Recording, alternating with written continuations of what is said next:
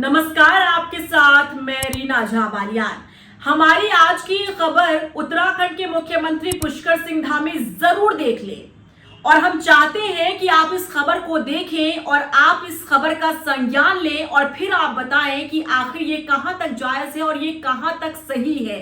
मामला है उत्तराखंड के कोटद्वार का, जिसके बारे में आप सबको जानकारी है। ये पूरा विवाद शुरू हुआ था बाबा नाम की दुकान जो चल रही थी, जिसे चला रहे थे मुस्लिम समुदाय के एक शख्स, जिस पर पूरा विवाद शुरू हुआ। लेकिन अब ये विवाद यहां तक आ पहुंचा है कि अगर इस खबर की कवरेज करने के लिए कोई भी पत्रकार जा रहा है, कोटद्वार का रुख भी कर रहा है, तो उन्हें पुलिस पहले ही बैरिकेडिंग लगाकर रोक रही है। कई ऐसी मीडिया टीम ने कोटद्वार में जाकर कवरेज करने की कोशिश की और उस टीम को वहां पर रोका जा रहा है। यानी कि मीडिया कवरेज करने से ही कोटद्वार में रोका जा रहा है। यानी कि आप समझ सकते हैं कि उत्तराखंड की सरकार या उत्तराखंड का प्रशासन कैसे पत्रकारों को कंट्रोल करने की कोशिश कर रहा है और पत्रकारों की स्वतंत्रता पर एक वार करता हुआ नजर आ रहा है। और ये सवाल सीधे तौर पर सीएम धामी आपसे है कि आखिर ये कहां तक जायज है, क्या आप बताएंगे? उत्तराखंड शांत प्रदेश, जहां अशांति फैलाने का काम कुछ ऐसे हुड़दंगी करते हैं, बजरंग दल के कई कार्यकर्ता करते हैं, लेकिन उन्हें रोका नहीं जाता कोटद्वार जाने से। और आज उन पत्रकारों को रोका जा रहा है जो जनता की आवाज बनने की कोशिश कर रहे हैं या जनता की आवाज बनते हैं, जनता की आवाज को उठाते हैं और जनता से जुड़े मुद्दों को उठाते हैं। आज उन पत्रकारों को रोका जा रहा है, आज उनकी कलम को कमजोर किया जा रहा है, आज उनकी आवाज को दबाने की कोशिश की जा रही है। और धामी जी, आखिर ये कहां तक जायज है, आप बताएंगे क्या? क्योंकि आपको ये बता दें कि पूरा मामला जो शुरू हुआ था 26 जनवरी से पूरा मामला शुरू हुआ था, जब कोटद्वार की एक क्षेत्र में बाबा नाम से, बाबा स्कूल यूनिफॉर्म नाम से एक दुकान चलती है। उस दुकान का मालिक है मुस्लिम समुदाय का एक शख्स, जिसकी उम्र 65 से 70 साल है। और यही दिक्कत हो गई, कुछ अपने आप को धर्म के ठेकेदार जो कहते हैं कुछ लोग, उन्हें दिक्कत आ गई। वो भीड़ लगाकर पहुंच जाते हैं, एक बुजुर्ग को धमकाने की कोशिश करते हैं और उस बुजुर्ग को बचाने के लिए अगर कोई इंसानियत दिखाने के लिए सामने आता है धामी जी, तो उस पर भी हमला करने की कोशिश की जाती है। और इसकी बानगी देखने को मिली 31 तारीख को, और इसकी बानगी देखने को मिलती है 31 जनवरी को, जब कई बजरंग दल के कार्यकर्ता भीड़ लगाकर पहुंच जाते हैं उस शख्स की जिम को तोड़ने के लिए, जिस शख्स ने आज भी इंसानियत की मिसाल पेश करने की कोशिश की, हिंदू मुसलमान की एकता का एक संदेश देने का काम किया, जिसने समाज को यह बता दिया कि चाहे मेरे नाम के आगे मोहम्मद लगा हो या कुमार लगा हो, मुझे इससे कोई फर्क नहीं पड़ता, क्योंकि मैं सबसे पहले एक इंसान हूं। और उस इंसान की आंखों के सामने जब एक बुजुर्ग को परेशान किया जा रहा था, तब उसे संभालने वाला यही दीपक था, जिसने अपना नाम मोहम्मद दीपक कहा तो सोशल मीडिया पर एक ट्रेंड चल गया, लेकिन असल में इसका नाम दीपक कुमार है।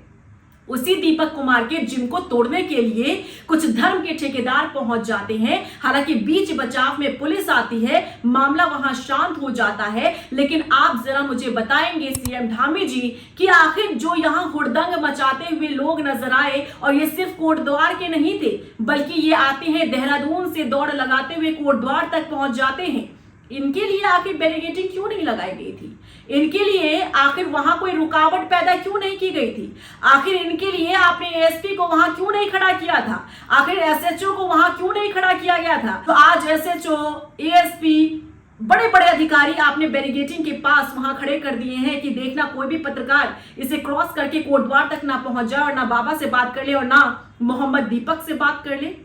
बहुत सीधा सा सवाल है मुख्यमंत्री जी, बहुत सीधा सा सवाल है कि आखिर आपके प्रदेश में हो क्या रहा है?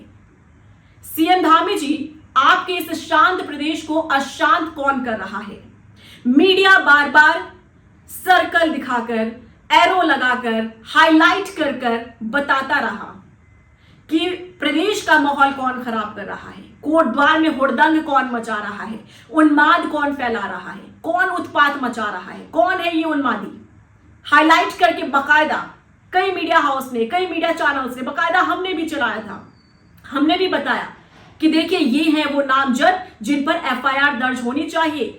लेकिन धामी जी, इन्हें बचाया जा रहा है इसलिए क्योंकि ये आपकी सत्ताधारी पार्टी के भीतर बैठे नेताओं के कुछ रिश्तेदार हैं, कुछ सगे संबंधी हैं, और इसीलिए इन्हें संरक्षण दिया जा रहा है। और इसे धामी जी कहते हैं सत्ता की हनक। वो नेता दिखा रहे हैं जो अपने सगे संबंधियों को खुली छूट दे देते हैं कि आप खाकी वर्दी को अपने पॉकेट में रखिए और हम सत्ता की हनक खुलेआम दिखाएंगे, क्योंकि हमारा कोई भी बाली बांका नहीं कर सकता है। धामी जी, आज एक पत्रकार आपसे सवाल पूछ रहा है कि पत्रकारों की स्वतंत्रता पर इस तरह से हमला क्यों, पत्रकारों की आजादी पर इतना वार क्यों?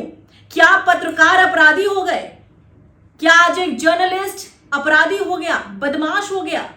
आपकी वही खाकी वर्दी पहने पुलिस वाले उन अपराधियों को आराम से देहरादून से दौड़ लगाते हुए कोटद्वार तक पहुंचने में कामयाब करती रही, और आज जब पत्रकार बात करने के लिए पहुंच रहे हैं, बात करने की कोशिश कर रहे हैं, उस क्षेत्र में जाकर माहौल बताने की कोशिश कर रहे हैं, तो आपके पुलिसकर्मी बैरिकेडिंग लगा देते हैं और वहां पत्रकारों को रोका जा रहा है, जैसे कि ये पूरा माहौल खराब करने में पत्रकारों का रोल होगा, ये पूरा उन्माद मचाने में ये सभी मीडिया हाउस होंगे। ये कहां तक जायज है सीएम धामी जी? आज आपको इसका जवाब देना होगा, क्योंकि हम एक आजाद भारत में रह रहे हैं और लोकतंत्र का चौथा स्तंभ होता है पत्रकार, और हमें अपने कलम की ताकत पता है, हमें अपनी आवाज की ताकत पता है। हम आम जनता की आवाज उठाते हैं, समाज को आईना दिखाते हैं, समाज में अगर कुछ गलत हो रहा है तो उसे भी सरकार तक पहुंचाने का काम करते हैं। लेकिन आपके ही अंडर काम करने वाले कुछ नेता ऐसे हैं, कुछ छुटभइये नेता कह लीजिए, कुछ छुटभइये नेता ऐसे हैं जो ऐसे उन्माद फैलाकर अपने क्षेत्र में बड़ा नेता बनने की कोशिश करते हैं, चुनाव लड़ने की कोशिश करते हैं। और आप समझ रहे हैं भली भांति कि 27 में चुनाव है और उससे पहले अपने आप को हीरो बताना है, क्योंकि टिकट जो पाना है। तो आज सीधा सवाल उत्तराखंड की सरकार से है कि धामी जी, ऐसा कब तक चलेगा?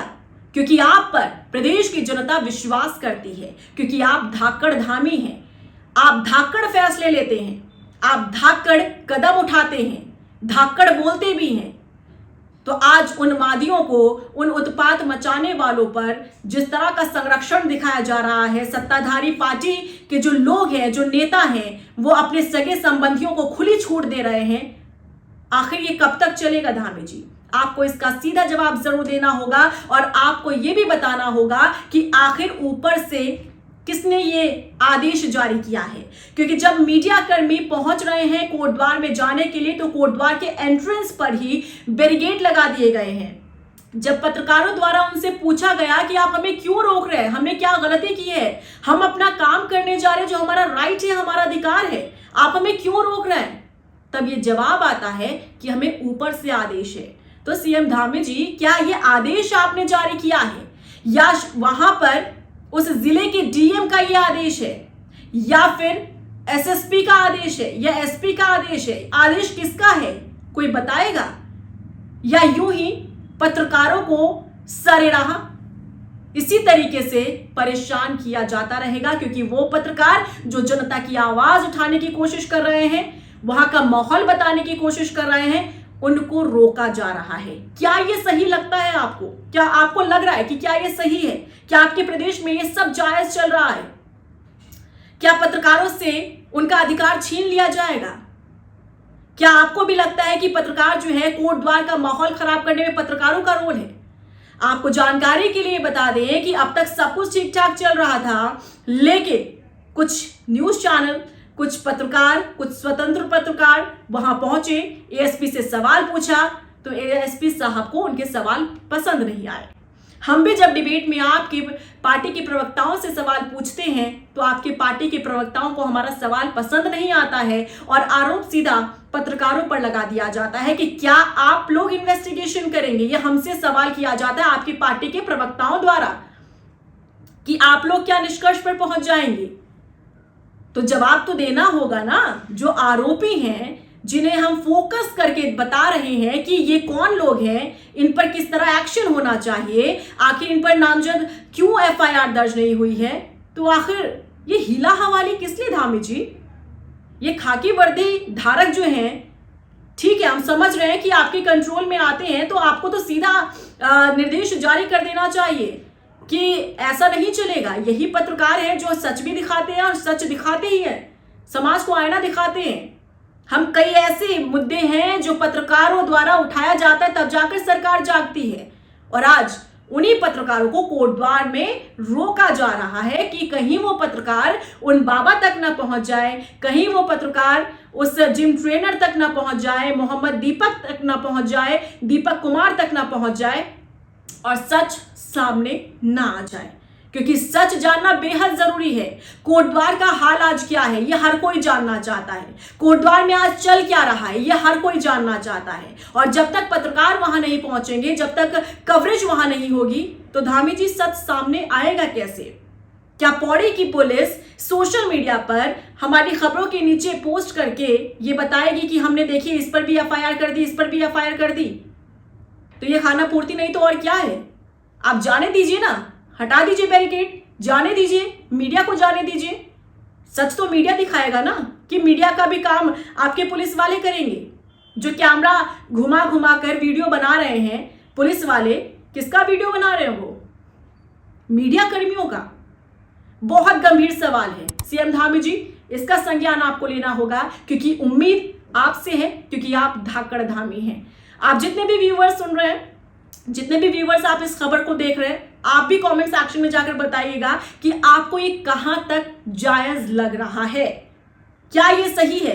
क्या ये पत्रकारों की आजादी पर हमला नहीं है? जरूर बताइएगा और मेरे चैनल को सब्सक्राइब करना मत भूलिएगा। आपको मेरी खबरें कैसी लगती है कमेंट सेक्शन में जरूर बताइएगा। नमस्कार।